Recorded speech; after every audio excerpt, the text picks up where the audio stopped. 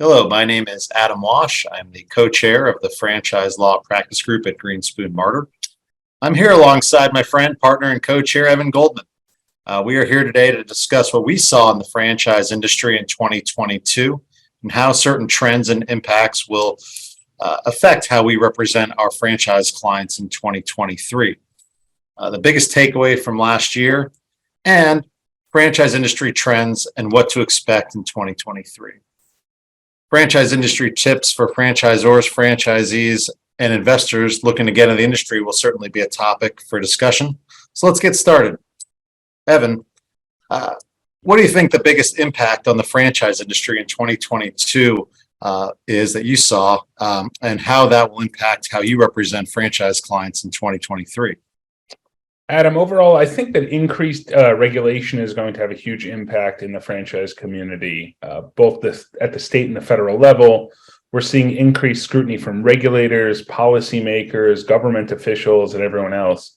I know you and I have discussed it. Do you want to discuss one of the biggest change that happened in 2022 that'll impact 2023? Yeah, so we learned and got some really good guidance at the ABA Franchise Forum in San Diego. That there were new guidelines coming out that have come out restricting franchisors from using questionnaires and acknowledgments.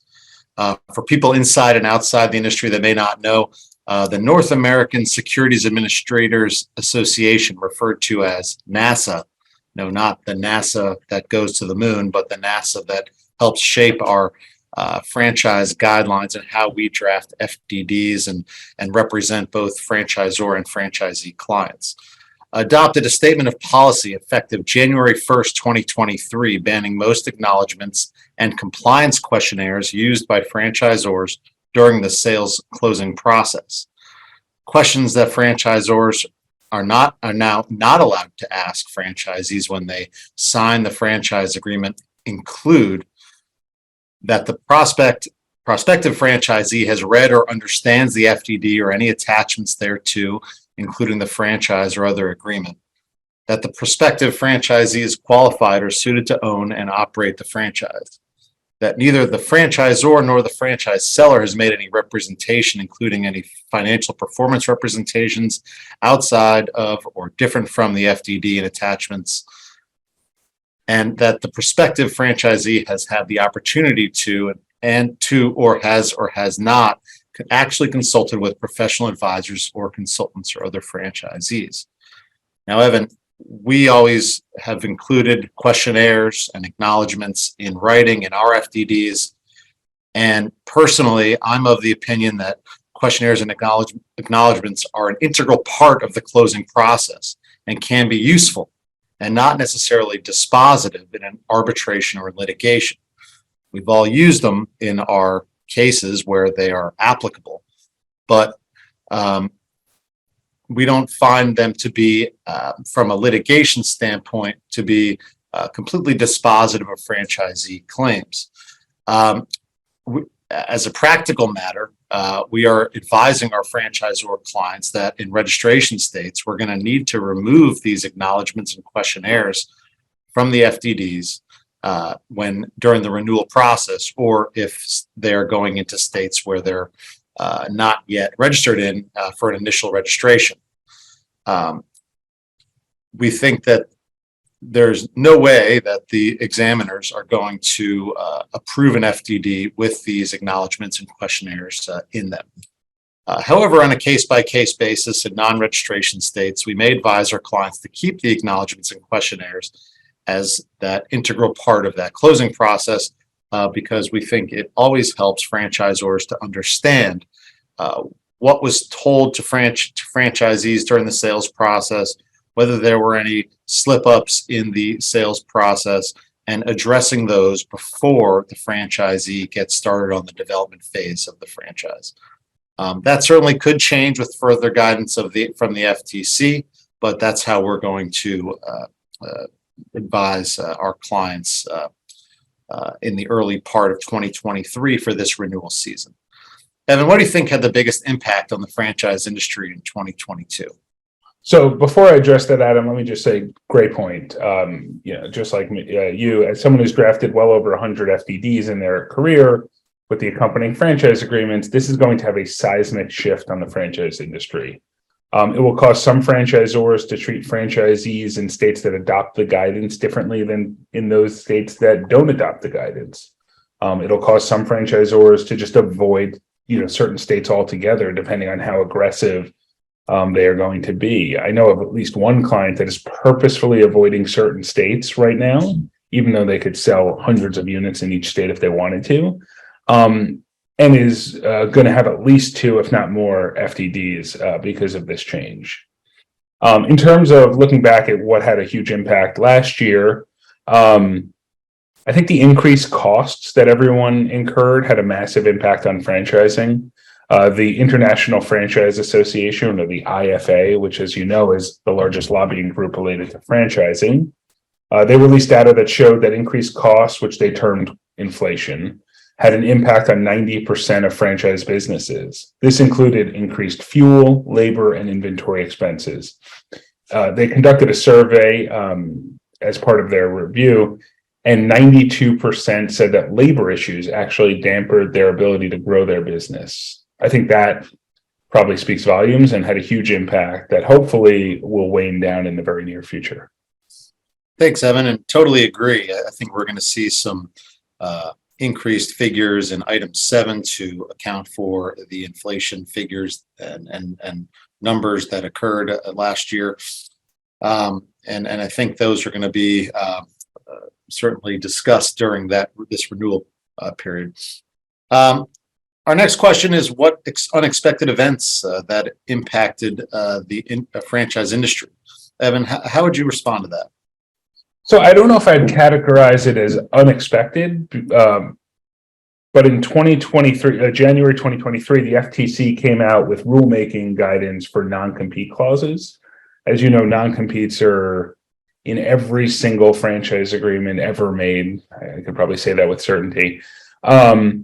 And relate both to the franchisor-franchisee relationship as well as to the franchisee-employee relationship. So this goes back a little bit to my earlier comment about increased regulation, but the FTC put out this guidance, and while the rule itself is likely to exempt the typical franchisor-franchisee relationship, it is explicitly intended to include any employee of any franchisee anywhere. Practically speaking, in an already difficult labor market, I imagine this may cause some additional angst amongst franchisees vying for a limited talent pool. We're still relatively early in the rulemaking process, but this is one you and I are certainly going to have to watch to see how it plays out and how the ultimate rule affects, if it's ever becomes a rule, affects our franchisor and franchisee clients. Yeah, and I understand that the FTC is taking comments now for this, and I expect most franchisor side counsel will be opposed to any restrictions on non-competes, which are found in every franchise agreement, as you know.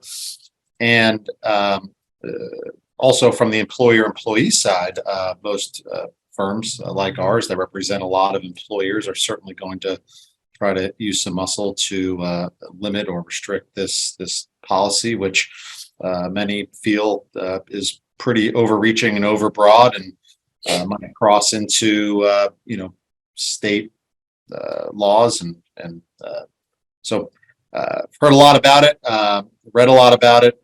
Definitely something to be looking for in 2023 as to how it all shakes out. I think what was unexpected was the amount of money flooding into the franchise industry as we enter what experts are saying is a recession. The number of franchise development deals that were closed by our collective team alone for our franchisor clients was in the thousands of units. I know, Evan, you've got some clients that are really just pumping out franchise closing docs and getting those development deals signed from interested investors. We had a number of private equity investor and multi-unit owners close on franchise units in emerging and established brands. Also, the entrepreneurial spirit is certainly alive with the startup franchise brands. Um, I think between Evan and I, we've launched dozens of concepts this year last year, and heading into this year with brands in all different practice or different industries that are investing the time and money to launch as new franchise brands and starting to sell pretty quickly, either on their own or using franchise sales organizations that are available to startup brands.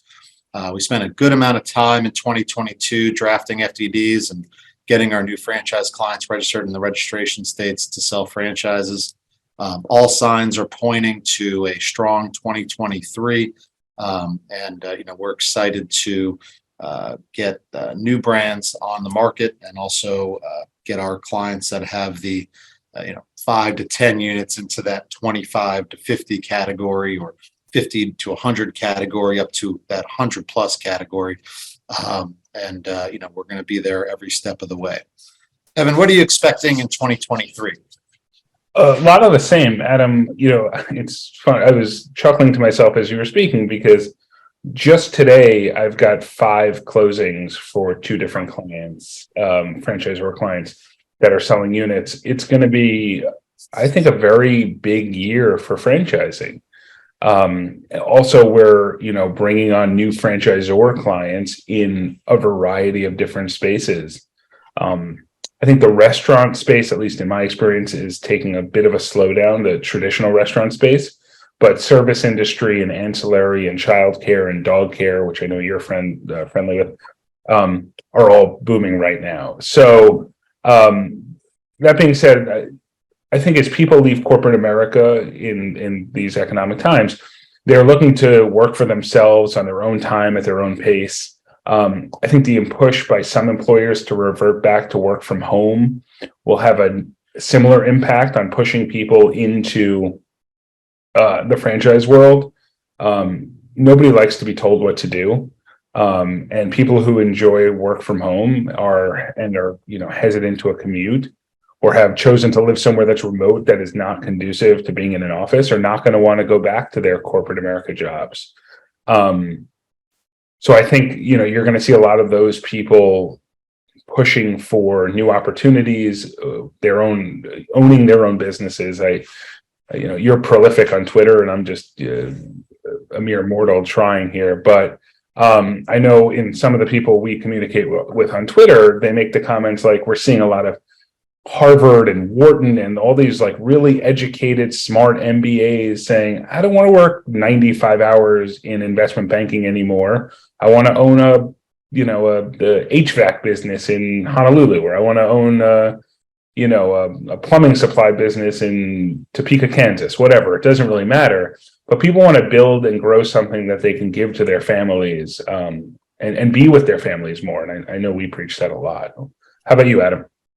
Yeah, no, I totally agree, and I'll speak to my Twitter prowess. I've really connected with a strong group of small business owners and folks that are looking to invest in small businesses, and they're sort of focusing in on service industry businesses, or even any sort of mom and pops. But what's happening is there's such a large number of people searching for small businesses that these investors are starting to creep into our franchise space, and they're starting to get interested in franchising. They may not know exactly what franchising is, or the contractual relationship, or the agreements that are in play. So they're coming to me as a resource to help guide that M&A transaction with a franchise specific guidance on due diligence, making sure the FDD disclosures are helpful to, or make sure the FDDs are accurate. There's nothing omitted. We do a little deeper dive into the brand, and check on litigation, see what, who the owners and the officers, directors are. And also just understanding the terms of the deal. A lot of folks don't realize that, you may be getting good terms on buying an existing franchise, but what happens is you're also going to be subject to an agreement with the franchisor for 5, 10, 20 years. And you really should understand your financial obligations under that agreement to be able to business model correctly and make sure that the good deal you're getting on the assets of the franchise really makes sense for the long run during the term of the franchise agreement. Sure. I expect to be representing a number of franchise investors in 2023, looking at single unit and multi-unit opportunities. I also expect to see more M&A deals, brand roll-ups and consolidations in a variety of industries. One of the industries that I'm really hot on is the med spa, health and wellness industry.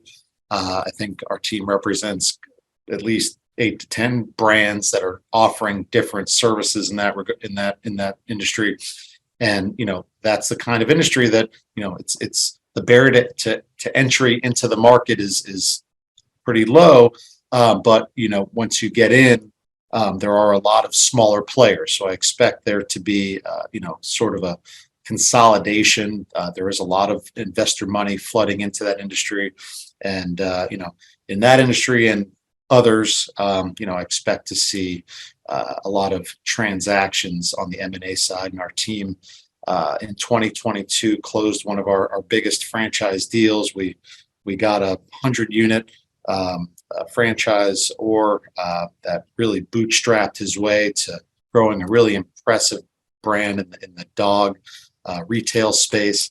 And we closed that transaction in June, I think, of last year. And we're really excited for M&A deals of all sizes, but certainly our team is equipped to handle the big franchisor acquisitions by private equity groups. So we'll be working on some of that in 2023. Evan, as we wrap up, any tips you'd recommend for our listeners? Sure. So if it's okay, I'll take the franchisor side and you can take the franchisee side. On the franchisor side, or the want to be franchisor side, it's really key to work with the right people who are interested in learning more about you and your business. There's a lot of folks out there who talk about developing franchise systems, but they don't want to take the time or the energy to really work with you. They're working purely formulaically. For us, we pride ourselves here at GM on actively engaging with our franchisor clients as businesses.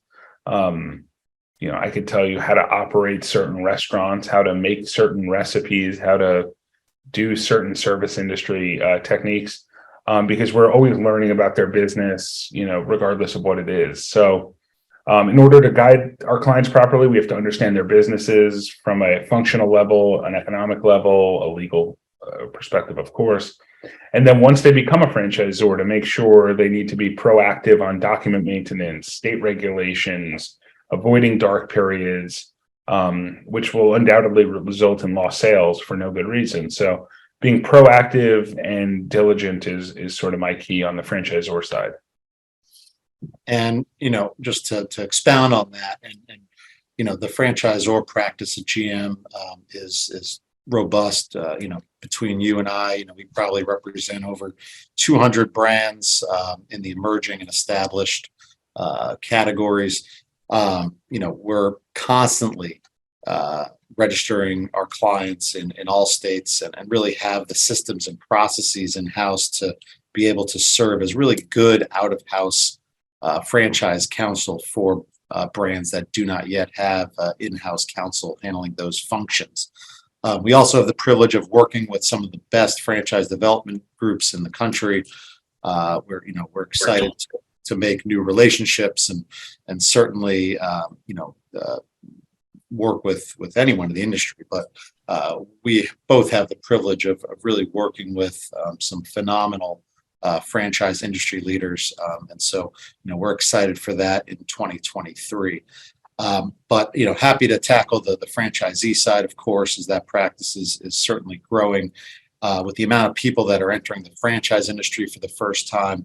my recommendation for those folks is always to find a good franchise lawyer to have on your team to assist you with the due diligence of reviewing your FDD, understanding the key terms of the franchise agreement, understanding any red flags, and determining which provisions in the franchise agreement are negotiable before you commit to investing, money into a brand. And I always say, whether you're hiring us or you're hiring someone else, get someone with franchise industry knowledge that can serve as your advisor, but hire us, of course. Evan, any final thoughts here? Yeah, I want to thank you, Adam, and thanks to the listeners. The GM Franchise Law Group, which you and I started in March of last year, is here to serve the franchise legal needs on both the franchisor and franchisee investor side. In addition to our franchisor and franchisee representation on the deal side, which is mostly what we've talked about today, we have a team of franchise-specific litigators and regularly represent both sides in franchise disputes around the country, both in court and mediation and arbitration. Beyond all of that, we also have a robust team of franchise-specific M&A and trademark lawyers ready and able to serve the needs in those practice areas. For more information, please visit our website, gmfranchiselaw.com, for more information and to connect with our team by email, Twitter, certainly, or good old-fashioned telephone. So thank you for your time, and this was a great conversation. Thanks, Evan.